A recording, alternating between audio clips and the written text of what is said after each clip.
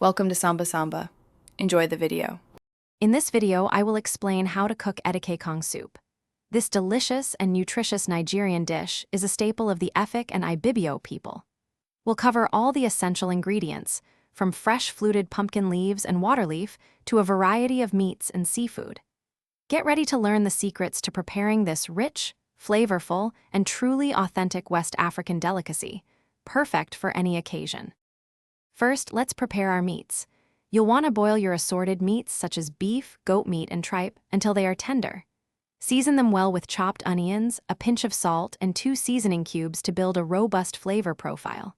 Separately, cook your stockfish and dry fish until soft, then add them to the meat pot.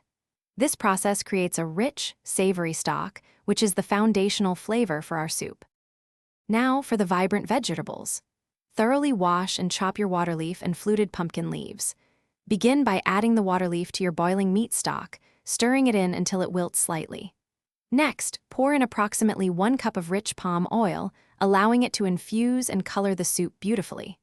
Finally, stir in your ground crayfish, a handful of periwinkles, and a dash of pepper for that authentic, spicy kick. For the grand finale, add your fluted pumpkin leaves. These delicate greens cook quickly, so stir them in gently and allow them to simmer for just about 3 to 5 minutes to retain their vibrant color and nutrients. Taste and adjust any seasonings to your preference.